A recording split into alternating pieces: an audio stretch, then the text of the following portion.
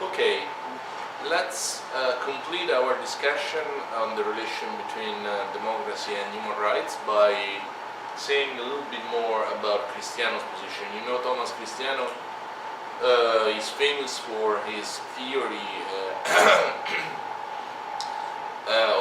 of democracy, and therefore we have all the reasons to be interested in what he has to say on the relation between this concept and human rights.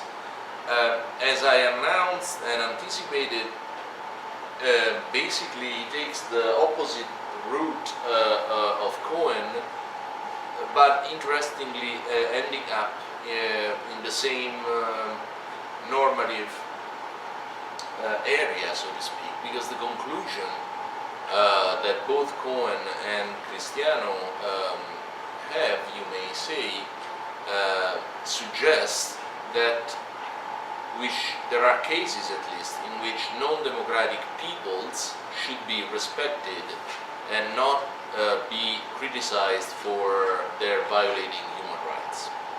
The reason why Cristiano takes the opposite view compared to Cohen is that instead of saying that the right to self-determination has priority over the right to democracy, he thinks that it's the other way around. So we think that there is a human right to democracy, exactly what Cohen denied,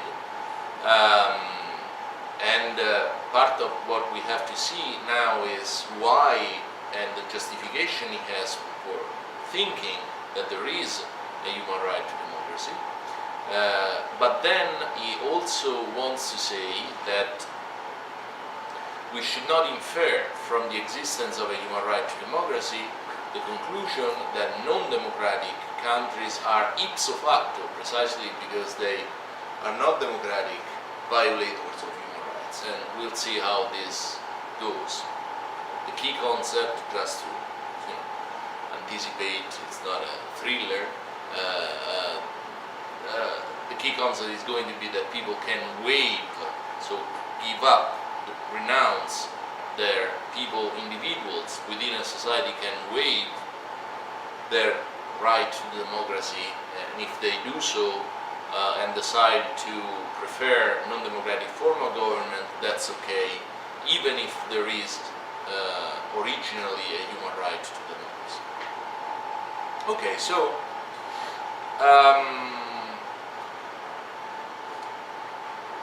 let's see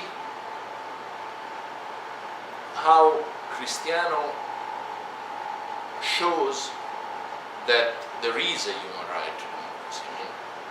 Even before we start thinking about the potential conflict with self-determination, why does he think that in the list of human rights we should have democracy? Well, he first defends the human right to democracy both on instrumental and intrinsic grounds, what I was mentioning before.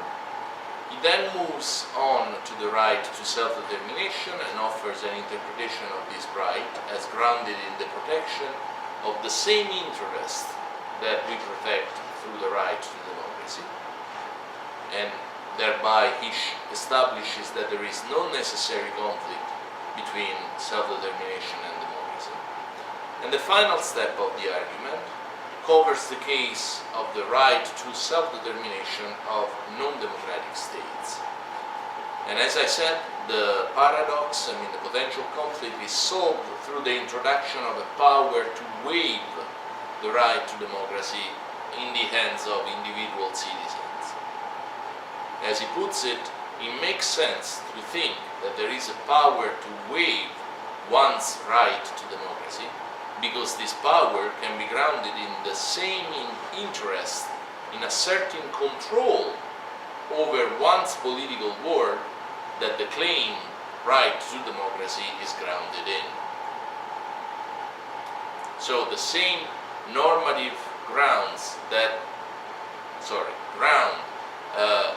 the human right to democracy also ground the human right to self-determination, and therefore the possibility of non-democratic form of governance. Okay, let's see a little bit more in detail the instrumental argument in favor of democracy, and specifically in favor of a human right to democracy, and the intrinsic argument. Interestingly, Cristiano makes these points, the intrinsic argument and the instrumental argument, both at the domestic level and at the international level. This means that he offers reasons to believe, well, he offers instrumental reasons to believe that a domestic polity, should adopt democracy. So there are reasons why here in this country we should adopt democracy, domestic reasons of instrumental nature. Then he offers also instrumental reasons for the international community, that should lead the international community to promote democracy around the world. Then he offers, that's the first bunch of reasons, then he offers two other reasons, this time of intrinsic character.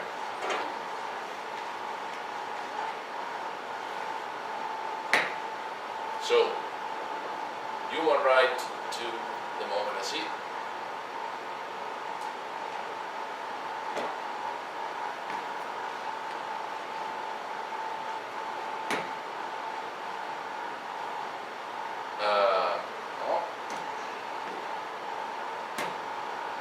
instrumental reasons,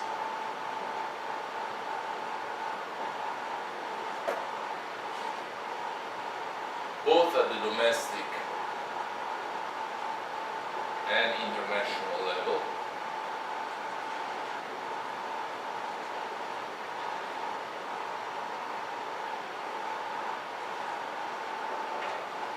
And then intrinsic reasons,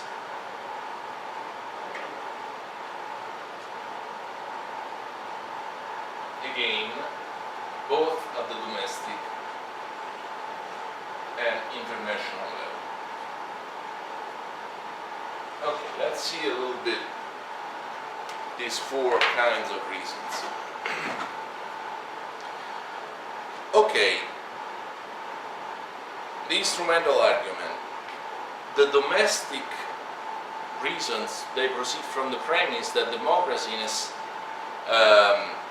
described as it does as a political system in which citizens are equal, there is no discrimination, and there is the possibility to compete for power on equal footing. Democracy so defined is normally necessary and reliable in protecting human rights, basic human rights, of a non-controversial kind. So even if you have the most shortened and most prudent list of human rights are Cristiano things, you should have a human right to democracy, because if you don't have democracy, basic human rights are in danger. The human right not to be tortured, the human right not to be killed by the state, not to be disappeared by the state, not to be arbitrarily imprisoned by the states. So this protection to physical integrity and in favor of morally very urgent goods is best protected by democratic form of governance. And therefore, if you care about human rights, you should also care about democracy. If you think that there should be a human right against torture, you should also think that there should be a human right to democracy, because democracy is an instrument, the instrumental dimension, for lack of torture in your society. Now, interestingly, Cristiano at this point says the following: as with any instrumental argument, we must be modest in our claims. I mean, what is the basis of this relation between, of this idea that democracy is the best, guarantee for avoiding torture, avoiding arbitrary imprisonment, avoiding being killed by the state? Empirical evidence.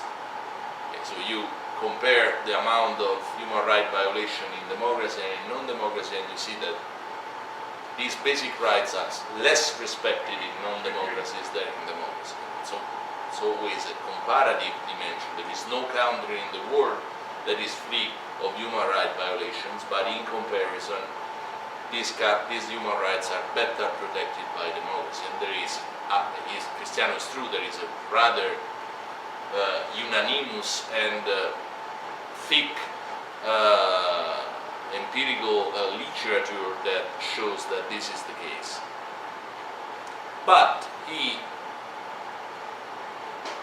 inserts this caveat: as with any instrumental argument, we must be modest in our claims. I think the evidence gives good reason to think that democracy is normally necessary and reliable in protecting the basic human rights of physical integrity.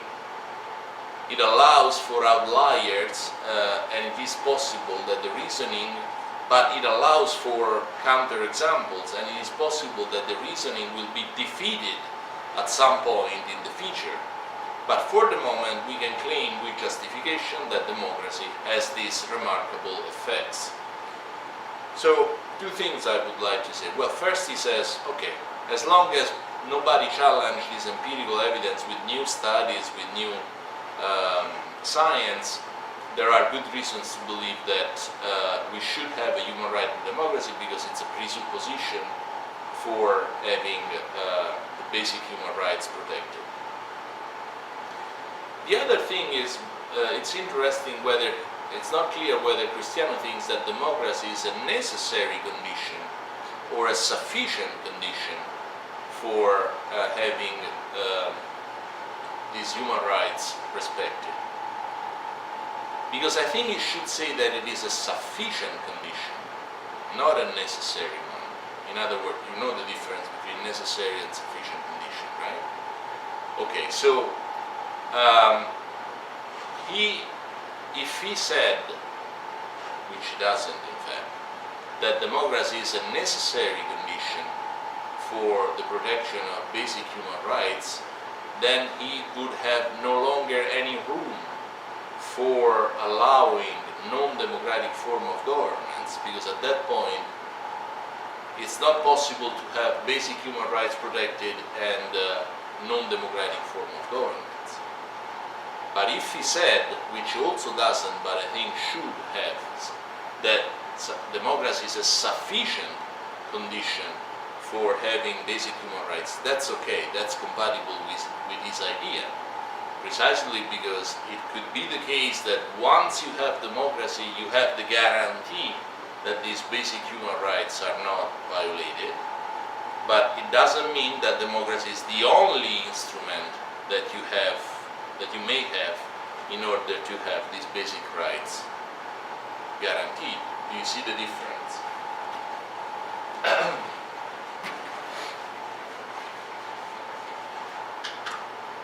Okay, democracy as a necessary condition for basic human rights. This would imply, as a kind of logical conclusion, that non-democracies, let's call it this way, are violators of basic human rights. But to say that democracy is a sufficient condition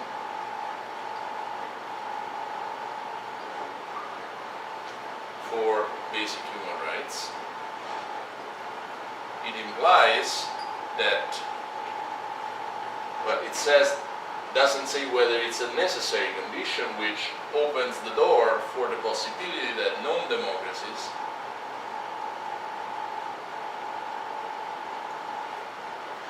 may not be human rights violators.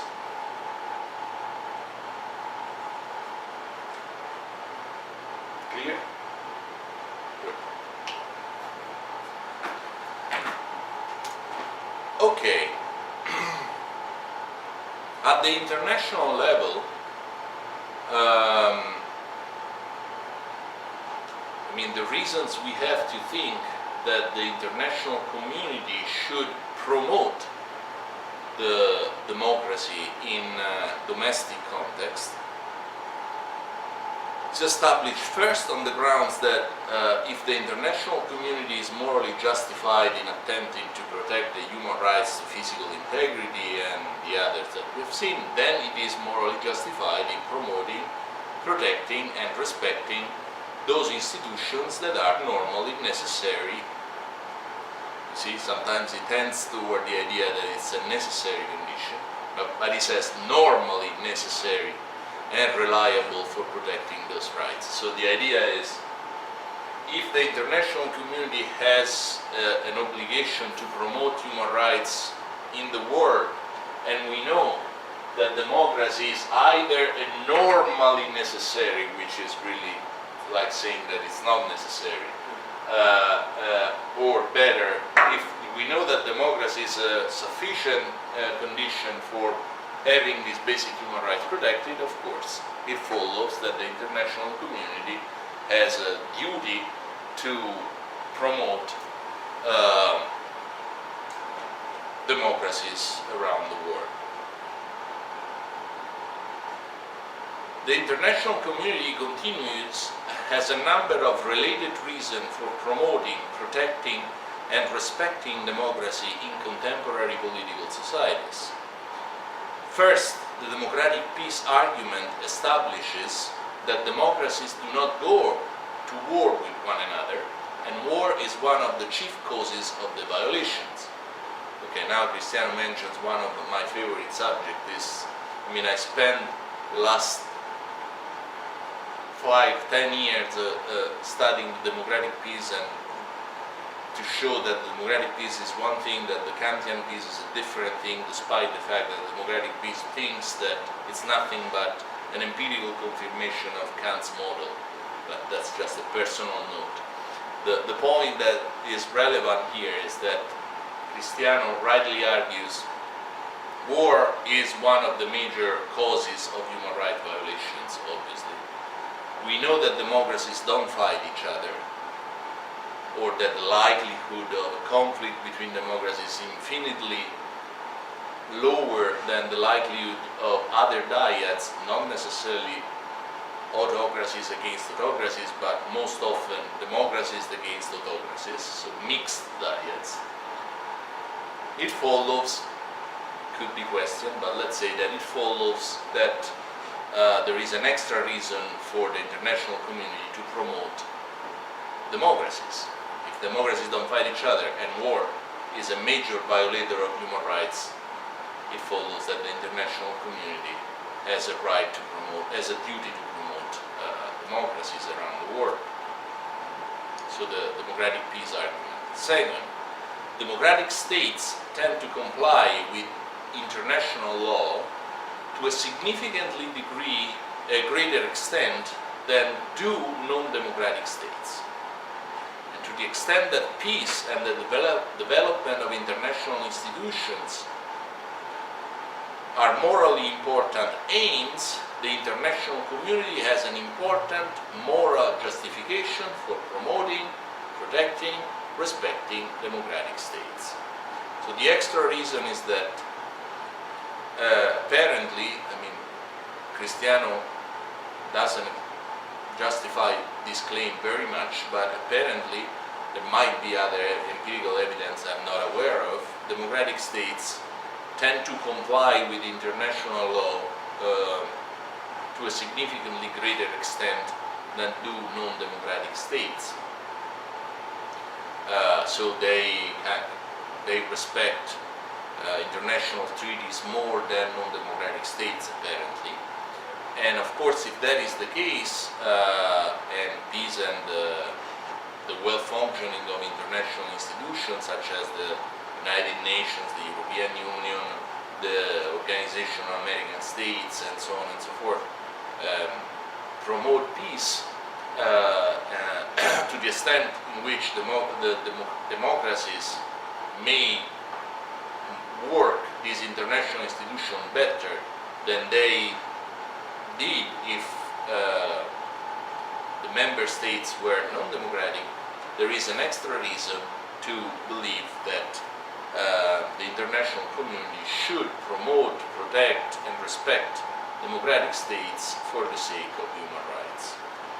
Okay, so that's the domestic first and international dimension of the instrumental reasons for introducing a human right to democracy.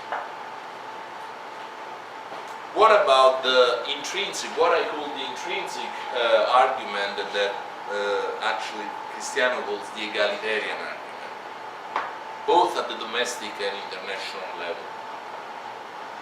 Well, the fundamental argument for democracies at the domestic level is that it is necessary, I'm quoting Cristiano, to the public realization of the equal advancement of the interests of the member of the society. Persons have fundamental political interest in shaping the society they live in. They have interest in correcting for the cognitive biases of others, in determining how to shape the society.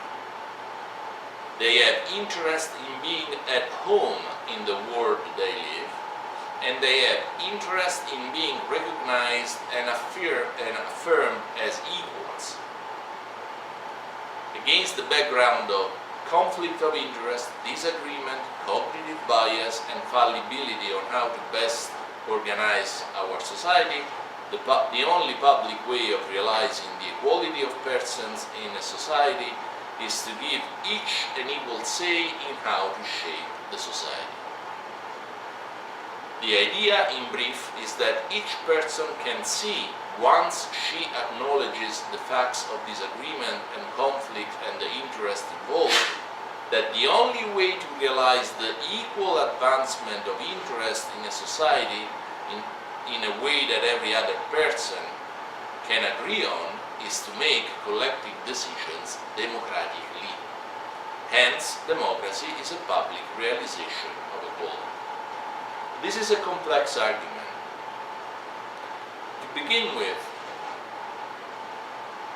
let's notice that unlike what we might think, and I think that's the reason why he does not call it intrinsic, but he calls it egalitarian,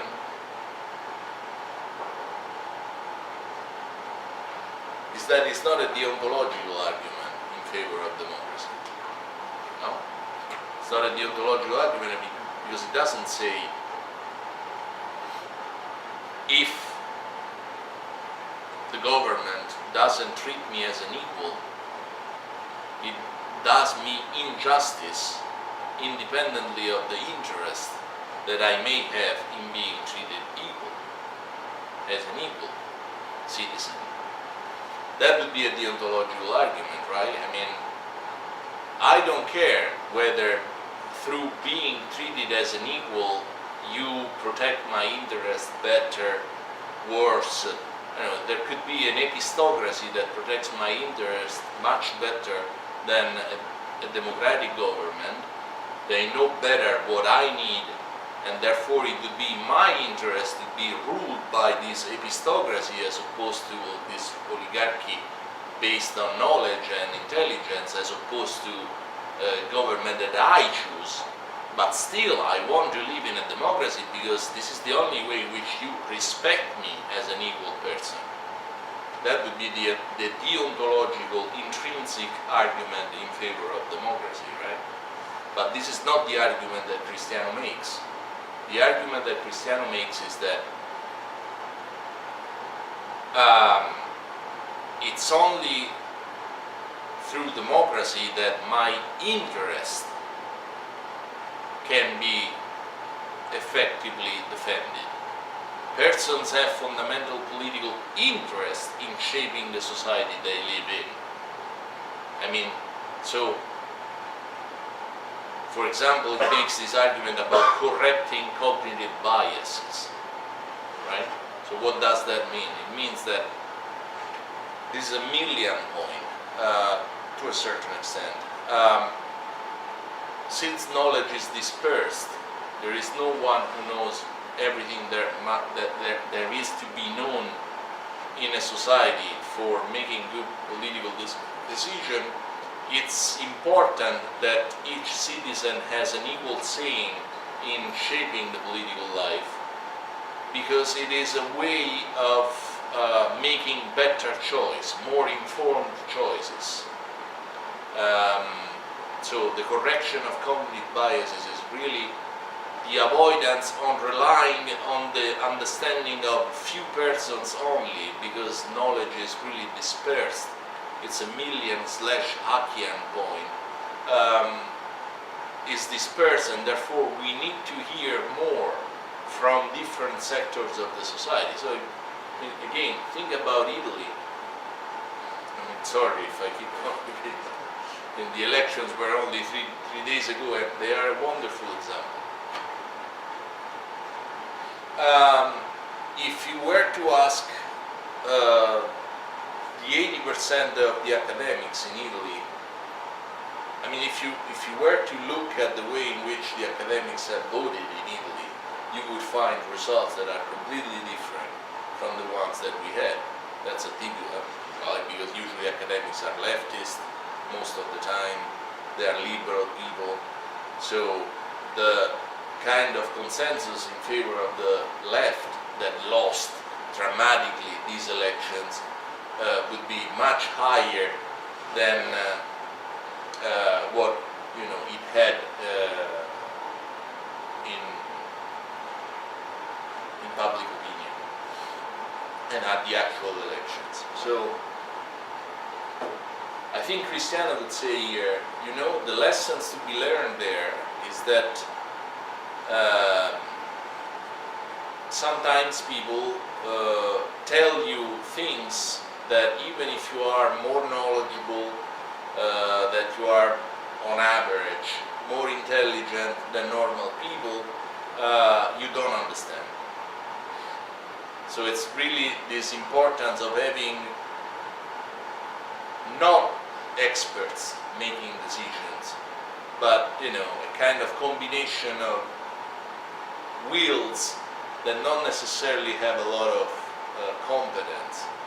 I mean, of course there is a limit there, but I think that this is what Cristiano has in mind. I mean, one of the good things about democracy is that sometimes it sends messages that even experts don't understand.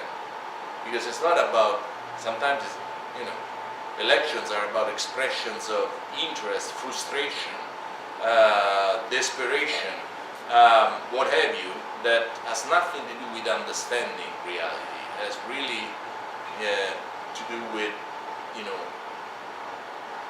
putting together conflicting interests and see what happens.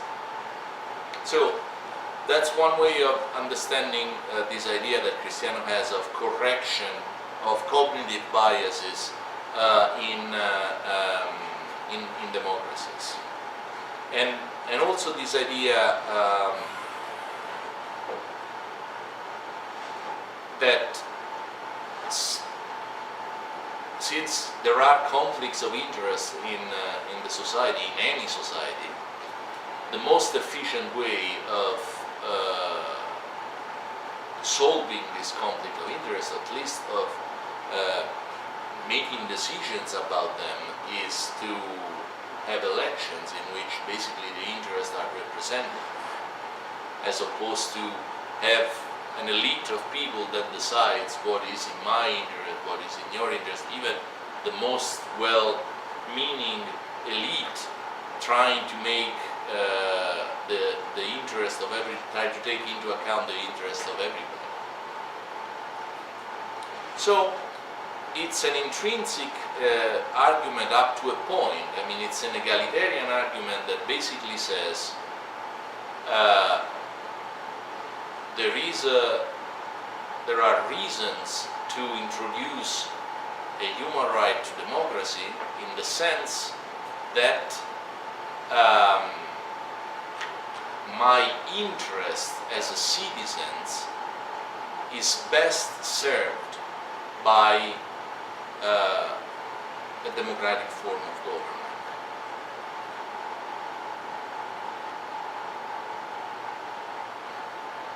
The international dimension of this argument is the following.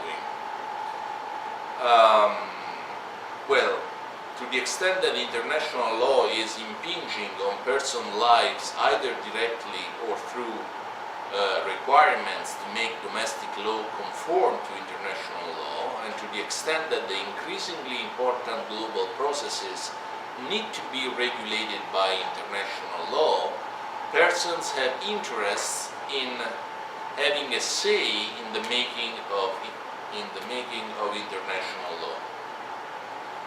These interests are the same as those that ground the concern with domestic democracy. Indeed, the interest in many ways may be more strongly at stake given the greater degree of disagreement at the international level. So here the idea is the following.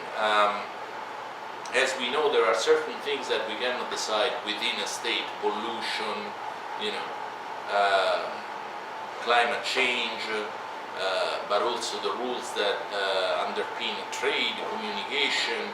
The first international organization ever established was not the Society of Nations, but was the Society of Telephone Companies. I mean, a sort of international organization that would make national telephone companies interact with each other. Because there are certain things like communication that cannot be ruled by one country only, of course. So, now, today in this world, the idea of having, if not a world government, at least international treaties that regulate things like climate change, pollution, financial flows of capitals, perhaps, and so on, is even more acute than it was in the past. Now, to the extent that the international law, therefore, is influencing personal lives directly or indirectly, and to the extent that the increasingly important global processes need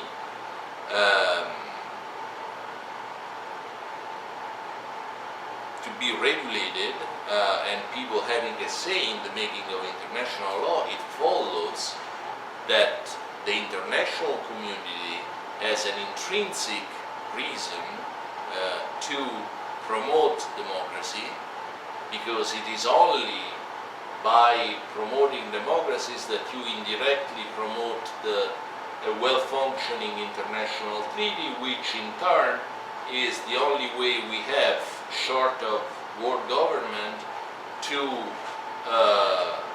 have the interest of people taken into consideration in the shaping of rules regulating climate change, pollution, and so on and so forth. So here the argument is we all individually have an interest in having this earth not devastated by an excessive increase of temperature in the following 100 years. We have an interest, up to a point, but to the extent in which we care for future generation, if we have kids or stuff like that, or if we care not to be responsible for ending human life on this planet, we have an interest to have an international law, binding and well-functioning, that rules over an excessive increase of temperature. Since we know that democracies are the ones who are most efficient in making international laws and respecting them after they have been made, it follows that there is a reason at the international level, that there is an intrinsic reason that the international community has to promote democracy around the world. Okay, having established all this, that there is, all these reasons are simply led to this conclusion, that there is a human right to democracy. I've meant to establish this conclusion. Okay, what do we do with this wonderful conclusion that there is a human right to democracy? Well, Cristiano wants to say that we should not infer from this result that non-democratic states are ipso facto, that is, absolutely human rights violators, which seems to be a contradiction. If you have introduced the human rights to democracy, if you have a non-democratic form of government, it means that that government is violating human rights. There is really, it seems to be no logical space. What is the logical space? Logical space is the notion of waiving, this idea of waiving this right. So, Cristiano thinks, well, okay, there is a human right to democracy, but there are many rights that we have a right to waive. Now, voting is a tricky thing because in some cases, in some countries it's considered a duty that you cannot choose to waive. But we waive our right to vote. I had to waive my right to vote because I wasn't in Italy. But no, I'm sorry, that's not the case. You can decide that you waive the right that you may have against person that owe you money to you. So you enter the contract that says that somebody is supposed to give you a certain amount of money in 1 year, and for all possible reason, he became your friend, you don't want to be too harsh to him, you waive the right to receive his money. And Cristiano says, why not thinking that something like that could be done also with the right to democracy? So yes, I have established that each individual, each person in the world has a human right to democracy. But at the same time, I want to say it's possible that these people waive their rights. Why should they waive their rights to democracy? Well, again, I guess that the intuition is that could not be part of their political tradition, their cultural tradition, their religious tradition, whatever religion, whatever tradition you may have. And that if that is the case, then you may have a non-democratic government in which people have not been forced to live under a non-democratic form of government, but that have chosen to do so. Okay, yeah, that's certainly possible, but Cristiano himself recognizes that in the modern world, at least, this could be just an abstract possibility, abstract in the sense that it's very unlikely that at least each and every member of a society waives this right, because that's what it takes, right? The right is attributed to individuals. So if you introduce the notion of waiving this right, it means that each, it's like, that reminds me, I don't know if you live in a, I don't know in English there, in a condominium, with other people, no? That you have to make decisions that are to be taken together. Some of these decisions have to be taken unanimously. So, for example, when you want to sell the part of the common property, it's not that the majority of the owners within that building can decide that they sell that part of common property. Each and every owner has to agree that we are going to sell that, I don't know, roof or garage or what have you. It will never happen. Believe me, unless you are 4 people in the condominium. I live in a bigger one with 60 people. Nothing that requires unanimity is going to happen.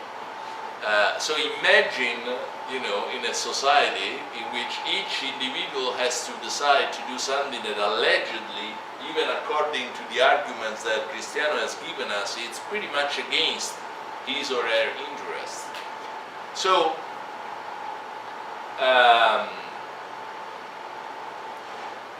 in the end, it seems to me that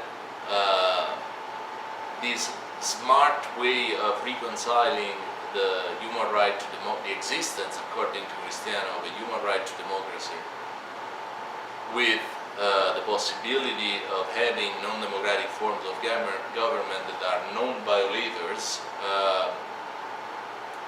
is logically sound but empirically very dubious.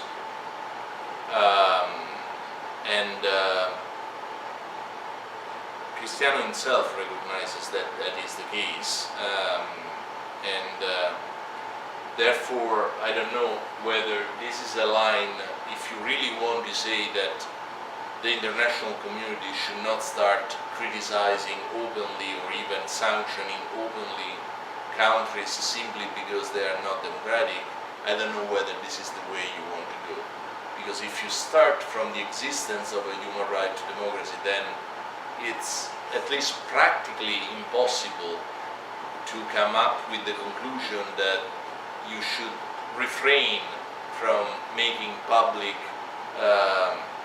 criticism against non-democracies. Is that clear? Are you just tired or you lost me? Because I see faces that do not, convey the idea that you are with me, which could be just a sign, a legitimate sign of being tired. But if something is not clear, tell me. I just find it very strange to say that we have two necessary conditions, and I think that they are necessary because he's using the word jointly sufficient, and I cannot see two sufficient conditions for anything. For instance, I am a Brazilian, okay? Yeah. So it's sufficient for me to be born in Rio Grande do Sul. It's not a necessary condition. Yeah. But if it's a sufficient condition, it's just one. I No, don't need two to things be, may be jointly sufficient for a certain so, result. but then Each of them is not a sufficient condition. yes, of but course. put together, So yes. it takes two necessary conditions. No, they are not to say necessary conditions. I think so. Why? Because how can you say that Being you born have in two, Rio you need- Grande do Sul is not a necessary condition yes, for being it's just a Brazilian. sufficient. That's why I say if it's a sufficient condition, you need just one. No. Why I mean, not? I don't need to be, depends. for instance, naturalized person. Okay. You may say, it's a little bit stretched, but you may say that in order for you to being a Brazilian citizen, you have to be born in one of the states that make the country, One sufficient. belong to the human species. I mean, okay, it's stretched, but just to make you see. Well, yeah, I mean, many things and animals are born in this country that do not become Brazilian citizens. So you may say that it. All right. I mean, Okay, no. you are saying that there can be things that presupposes the combination of two factors that together guarantees a certain outcome. This is a pretty strong epistemological position. I mean, now I can't think of a better example right now, but, well, let me try this. If you want to lose weight, it is jointly sufficient that you do not eat the double of the calories that you need, and that you do some exercise. One of the two things may not be necessary, because you can do a lot of exercise, but if you eat 10 times what you are supposed to eat, you are going to at least not lose weight. At the same time, if you eat pretty much what you need but you don't do any physical exercise, especially at a certain age, let me tell you. Don't tell me that. No, I tell you because you're much better than me in this.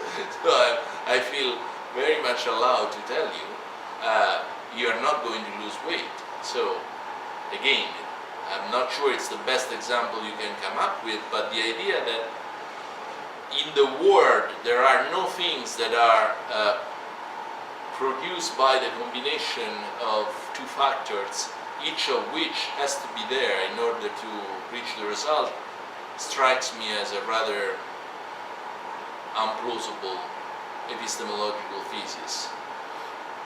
But anyway, that's at least what Cristiano thinks. Yeah, go ahead. No, it's just because he's, as you said, a little bit ambiguous about that. He cannot be said that they are necessary conditions. If he said that democracy is a necessary condition for basic human rights, it's the end of the story.